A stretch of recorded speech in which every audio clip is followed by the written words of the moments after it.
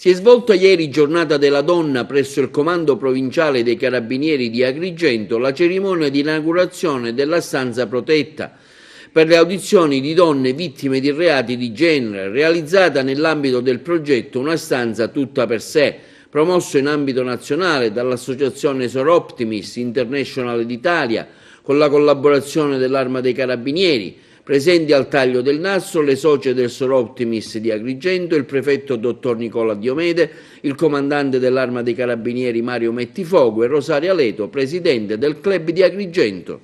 È una stanza fatta con modalità particolari, tali da sembrare il meno possibile un ufficio pubblico dove si sta raccontando quello che è successo di violento e quindi permettere a più agio possibile la vittima del reato, quindi con particolari modalità sia nella struttura della stanza, sia nei colori, nel tipo di arredamento e anche con un particolare personale specializzato a trattare questo tipo di reati. Voi avete deciso di aderire a questo protocollo d'intesa con il Soroptimist?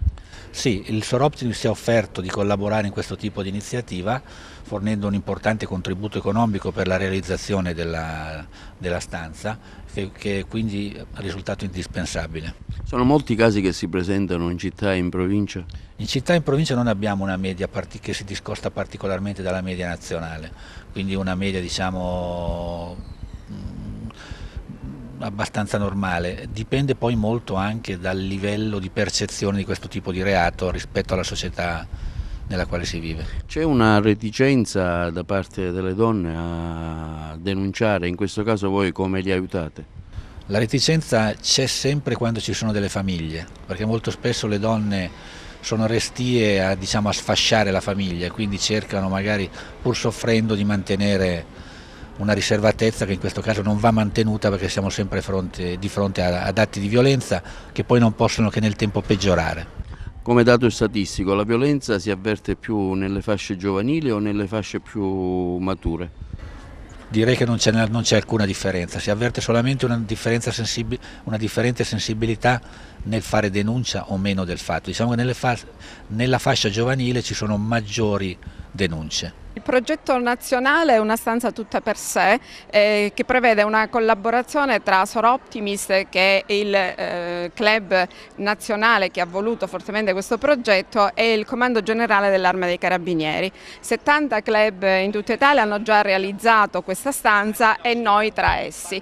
Oggi 8 marzo non potevamo scegliere data migliore per questa inaugurazione e riempire di un significato ancora maggiore questa stessa inaugurazione, ed è stato realizzato con il cuore del Soroptimist. La collaborazione con l'Arma dei Carabinieri è stata fondamentale. Io ringrazio ancora il colonnello Mettifogo di Agrigento perché quando io ho proposto il progetto ha subito avviato l'iter che oggi si conclude. Io la prima reazione che ho avuto dopo che ho sentito l'intervento anche della Presidente del Soroptimist è incredibile quali passi veramente da gigante in termini di sensibilità, e questa è una storia di grandissima ed elevata sensibilità. Questo è il primo commento, il primo stupore, e contemporaneamente poi uno si chiede ma perché non ci abbiamo pensato prima? Ma indipendentemente da questo, sono state in qualche modo, come dire, le donne, e oggi siamo nel giorno dedicato a loro, e quella stanza spero che possa veramente nella maniera più accogliente possibile raccogliere e mitigare storie che invece di per sé evidentemente sono tristi.